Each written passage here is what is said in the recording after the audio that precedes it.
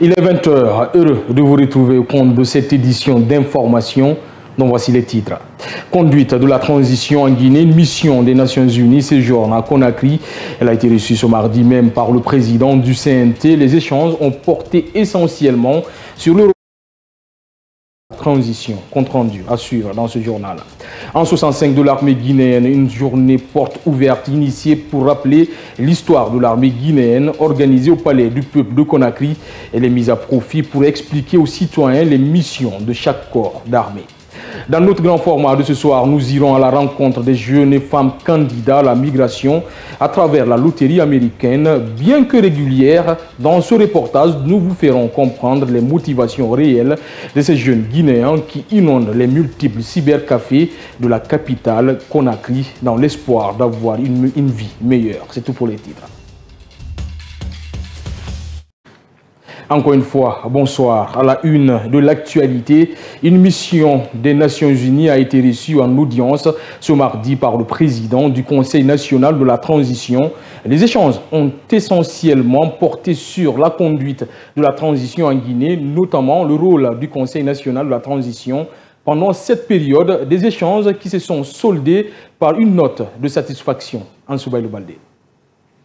Au sortir de l'audience, la mission onusienne s'est montrée satisfaite des échanges qu'elle a eus avec les responsables du Conseil national de la transition. Abdoulaye Mar Dieye, secrétaire général adjoint des Nations Unies, accompagné d'une forte délégation, est venu s'enquérir de la gestion de la transition guinéenne. Ce qui nous conforte ici, c'est que la Guinée reste toujours étonnante. Elle n'est pas seulement le château d'eau de l'Afrique, c'est un château d'idées, c'est un château d'action. On a vu un conseil de la transition qui a vraiment ouvert un chantier pour que jamais, au plus grand jamais, ce pays ne connaisse les bouleversements constitutionnels qu'on a eus et qui traumatisent le développement. Les échanges se sont déroulés dans une atmosphère de convivialité. Les responsables du bureau exécutif du Conseil national de la transition sont ravis de recevoir la mission. Nous sommes ravis également de leur soutien parce que nous leur avons expliqué que la transition guinéenne installait au cœur de sa démarche la refondation et l'inclusion et aussi le sérieux, la rigueur dans le travail qui est fait.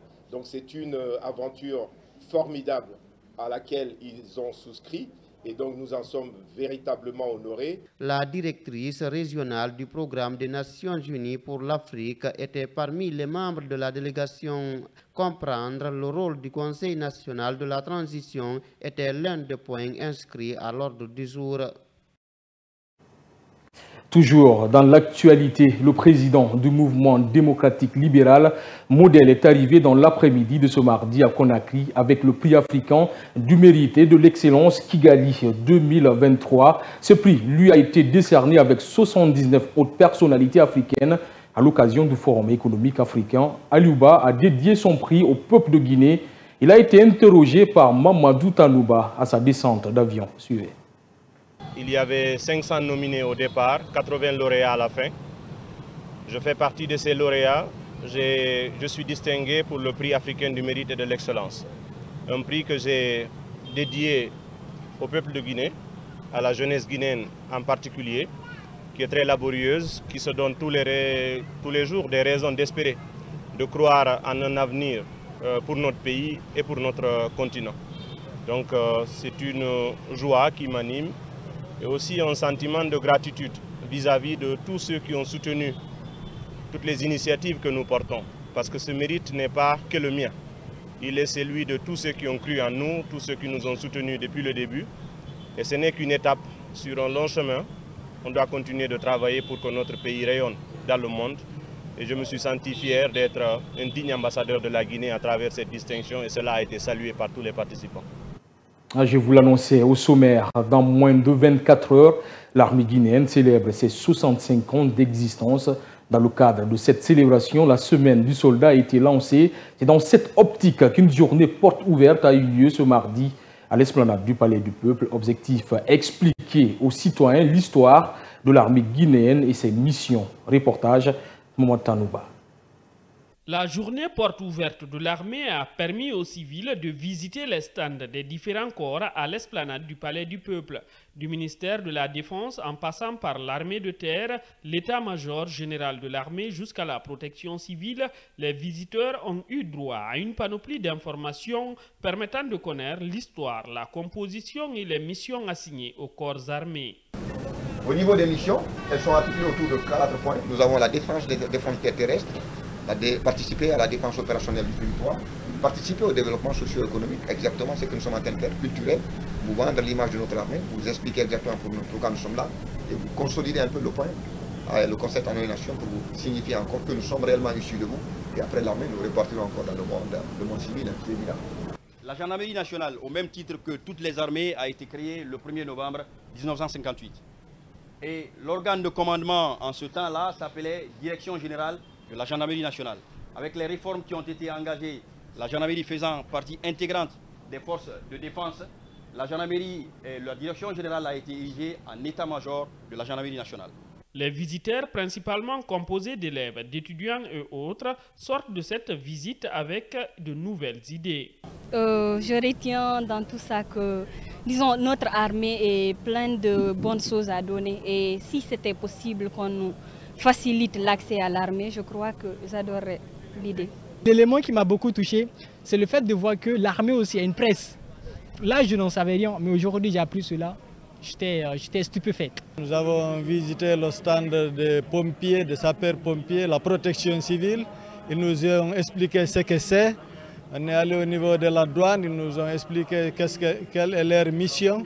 Le but de cette journée porte ouverte au sein de la Grande Muette est de rapprocher l'armée guinéenne de sa population à l'occasion de la célébration de l'an 65 de sa création. Braquons ce soir nos projecteurs sur un des artisans de la création de l'armée guinéenne, premier secrétaire d'État à la présidence chargé de la défense nationale. Famara Keïta a été une figure de proue pour la création de l'armée guinéenne le 1er novembre 1958. Cet homme qui a donné sa première dimension à l'armée a été arrêté par la même armée en 1984 avant de rendre l'âme quelques mois plus tard. C'est un récit fait par Abdallah Kamara.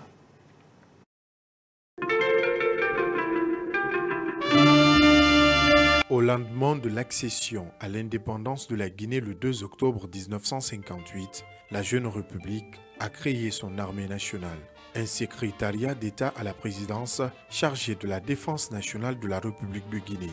Il choisira Famara Keïta, qui sera chargé de la création et de la mise en place d'une force armée nationale. Celui qui a mené, qui a dirigé, qui a créé et dirigé les forces armées nationales guinéennes était le ministre Famara Keïta. C'est lui qui avait reçu la mission de la création de l'armée, avec le capitaine Mandian comme chef d'état-major et le lieutenant d'aviation Kaman Diaby comme son adjoint. En collaboration avec le capitaine Noumandian Keïta, nommé en décembre 1958 chef d'état-major général de la défense nationale, Famara Keïta s'emploiera avec succès à la rédaction des statuts de l'armée nationale de 1958 à 1959. Noumandian, avec tout le titre, il relevait du secrétaire d'État à la défense. Donc, c'est le secrétaire d'État chargé de la défense nationale qui a mené les choses. C'est à lui que la mission a été commandée. Compagnon de l'indépendance et membre du bureau politique du PDG RDA, Famara Keïta, bien que méconnu du grand public, a été ainsi l'un des artisans de la création de l'armée guinéenne. Après le coup d'État du 3 avril 1984, il sera arrêté et conduit à la prison de Kindia où il décéda le 2 septembre 1984. L'activiste des droits de l'homme Mamadou Kali Diallo condamne avec fermeté l'acte du procureur par intérim après le tribunal de première instance de Koya. Almami Sekou Kamara a, il faut le rappeler, agressé un avocat dans une salle d'audience. En réplique, le Conseil de l'ordre des avocats a décidé de boycotter durant 2 semaines les audiences sur toute l'étendue du territoire national. Cet activiste affirme que les autorités doivent prendre des mesures idoines pour pallier à cette situation. Maman Issatata Kamara. Le Conseil de l'Ordre des avocats boycotte pendant 2 semaines les audiences dans tout le pays. Il défend la cause de l'un des leurs récemment agressé par le procureur Almami Sékou Camara lors d'une audience au TPI de Koya. Mamadou Kali Diallo, activiste des droits de l'homme, regrette cet acte. C'est un acte barbare qu'il faut dénoncer et condamner avec la dernière énergie. Un procureur qui a, si vous voulez, qui est l'un des maillons forts de l'appareil judiciaire, qu'il aille jusqu'à mettre main sur un acteur aussi comme on appelle, de la justice, c'est un acte vraiment à condamner avec la dernière énergie. Pendant que plusieurs dossiers sont en cours devant les tribunaux, cet activiste des droits de l'homme craint que ce boycott n'impacte le jugement des détenus. Alors, disons qu'à chaque fois qu'il y a boycott de ces procès-là, il y a des victimes, il y a des victimes collatérales hein, qui pourraient s'apparenter à des violations des droits de l'homme, ou alors des prévenus qui sont en attente de libération ou de jugement, voyez-vous. Donc, du fait qu'il y ait arrêt, qu'il y ait ce boycott-là, ça va nécessairement impacter les droits des détenus. Il demande au ministre de la Justice de prendre des dispositions nécessaires afin de sanctionner cet acte pour garantir le respect des libertés fondamentales.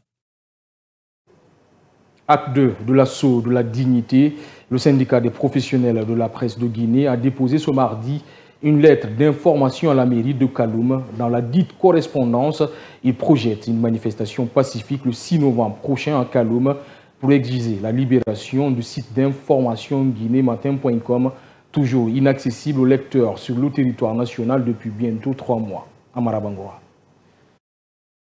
Il s'agit pour la délégation de faire part à la municipalité de l'organisation d'une marche pacifique devant la mairie, 3 semaines après l'acte 1 réprimé par les forces de l'ordre suivi d'arrestations de 13 journalistes. Comme on l'a dit dans la déclaration, c'est l'acte 2 de l'assaut de la dignité. Cet assaut de la dignité a encore la même revendication que l'acte 1. Nous demandons la libération de Guinée Matin, mais une deuxième revendication est venue se greffer à côté des restrictions illégales imposées à Guinée Matin. Nous demandons aussi justice pour les victimes du 16 octobre 2023. 3 journalistes ont été blessés sans identification des auteurs par le procureur qui a plutôt préféré inculper les victimes, déplore le syndicat de la presse. Cette procédure ne peut pas nous effrayer. La nouveauté à enregistrer, c'est que l'itinéraire a été modifié légèrement. Parce que cette fois-ci, au lieu du port autonome de Conakry, le lieu de rassemblement, ce sera ici, à la mairie de Kaloum. À 8h30 déjà, nous sommes là. On se retrouve là. Après le regroupement, on prend la direction de la place Loma Kitty. L'emploi au site guinématin.com est menacé car le chiffre d'affaires de l'organe a pris un sérieux coup avec cette restriction. Le syndicat des professionnels de la presse de Guinée dit ne plus accepter de voir cette entreprise de presse mourir et des dizaines d'employés au chômage potentiel.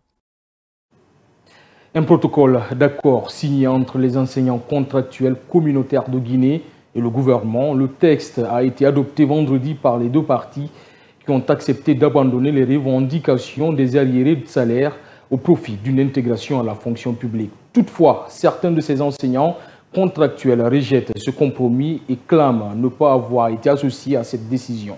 Salimatou Diallo. C'est de la manipulation. Ce sont exactement les mots de Mohamed Ali Yatara, secrétaire général de l'Association des enseignants contractuels de Guinée. Selon lui, cette décision a été prise sans leur accord. Nous pensons que cette décision n'est pas vraiment salutaire.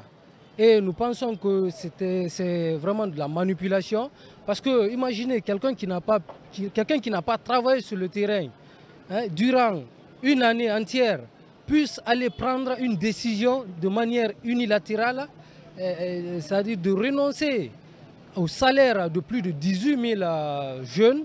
Vraiment, nous ne pouvons pas comprendre ça. Cette décision nous n'avions pas été associés à cela. L'admission à la fonction publique est un devoir de l'État envers sa population. Et donc, pas question de renoncer à leur salaire, poursuit M. Yattara.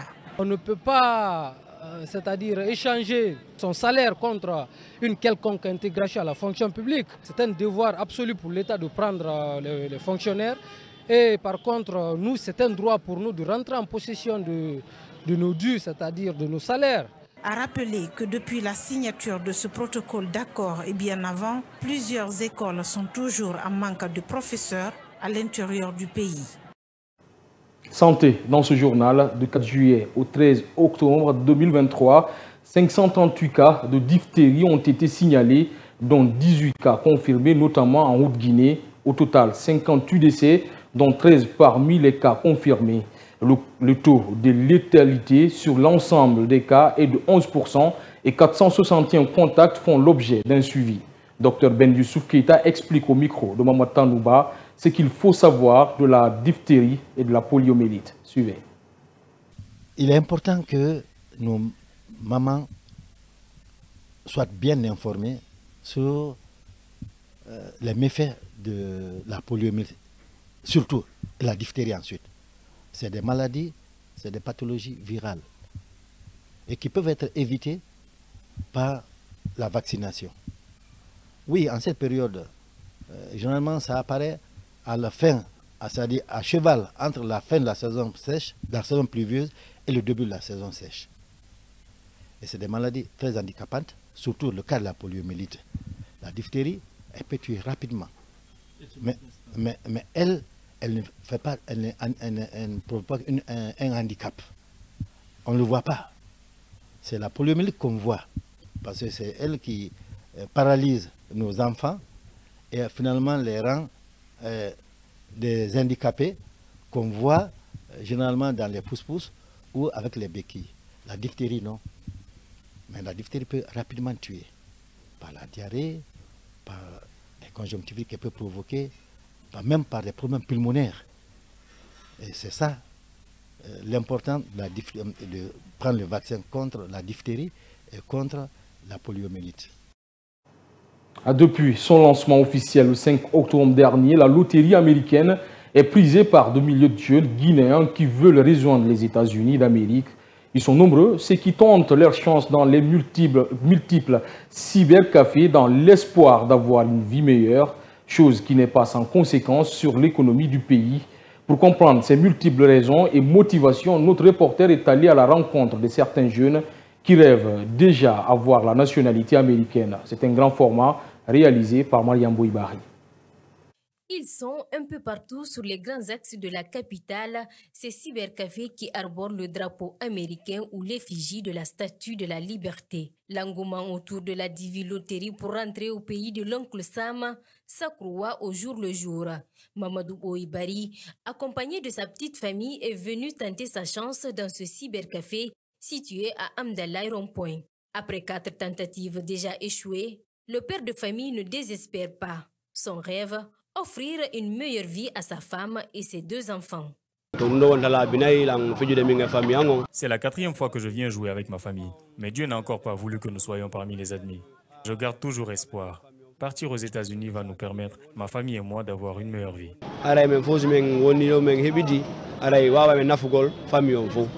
L'engouement est tel qu'en moins de mois, Afizi Ouba, propriétaire du lieu, a inscrit plus de 700 personnes. Depuis le début, nous pouvons dire les 700 et quelques. 700 et quelques. On a réussi à inscrire. Mais on n'a pas commencé on a commencé de 12. Le 13, le 13, on a commencé ici. On était un peu en retard à Amdalaï ici. Sinon, dans d'autres coins, on a commencé. De Amdalaï, nous nous rendons à Dixin Terrasse. Dans ce cybercafé où le propriétaire nous a formellement interdit de filmer, l'affluence est tout autre. Ils sont plus d'une dizaine de jeunes et femmes venus tenter leur chance. Antoine Makolé espère faire partie du quota des personnes qui seront sélectionnées. Pour lui, l'engouement autour de ce jeu se traduit par le manque d'emploi dans le pays. Le pays n'a pas mis les moyens à la disposition des jeunes, comme on le fait actuellement avec le CNRD, donner un certain cadre aux jeunes pour développer leurs projets. Tu vas voir, il a fini l'université, ça fait belle lurette, mais il n'a rien. Il n'a rien. Il est là, ils chôment, ils font le petit métier. Prenez un exemple sur les taxis motos. La plupart sont des universitaires. Autant de main-d'œuvre et de capitaux qui s'échappent chaque jour au vu et au su des autorités. Pour Belaba, économiste, cette migration accrue de la jeunesse a un impact considérable sur l'économie du pays. Un pays, son développement, c'est son secteur primaire. Et quiconque parle du secteur primaire, c'est l'agriculture, c'est l'élevage, c'est la pêche, c'est l'artisanat. Un étranger ne vient pas en général investir dans ces secteurs-là parce que ce sont les secteurs très stratégiques pour un pays. Ils viennent beaucoup plus au niveau des services. Donc quand nous n'avons pas une jeunesse qui travaille la terre, qui crée de l'emploi, qui répond aux besoins primaires de la population, à savoir manger à sa faim, on ne peut pas atteindre l'autosuffisance alimentaire. Donc concrètement, c'est le secteur qui est beaucoup plus impacté et c'est le secteur le plus stratégique pour un pays. Aujourd'hui, même quand tu vas de là-bas, tu vas à Pita ou bien tu vas à Zérikori, tu veux investir au niveau de l'agriculture, tu ne vas pas avoir des jeunes qui travaillent. Donc, et forcément, ça décourage les gens. La diviloterie permet chaque année à 50 000 personnes dans le monde de rentrer sur le territoire américain. La Guinée figure parmi les premiers pays candidats à cette migration. Une réalité qui doit interpeller les autorités du pays. La création d'emplois et l'amélioration des conditions de vie doivent être au centre des préoccupations des dirigeants, surtout lorsqu'on sait que cette jeunesse qui représente plus de la moitié de la population guinéenne est la relève de demain. Sport pour clôturer ce journal à l'issue d'une cérémonie organisée ce lundi soir au théâtre de Châtelet-Paris. Lionel Messi a remporté le 8e ballon d'or de sa carrière. L'attaquant argentin champion du monde en décembre dernier devance Erling Haaland et Kylian Mbappé. Le ballon d'or féminin, le trophée Copa du meilleur jeune ou encore le trophée Yachine du meilleur gardien ont également été décernés. Les détails avec Akila Ali Badara. L'Argentin Lionel Messi a remporté le Ballon d'Or 2023, le 8e de sa carrière, record absolu.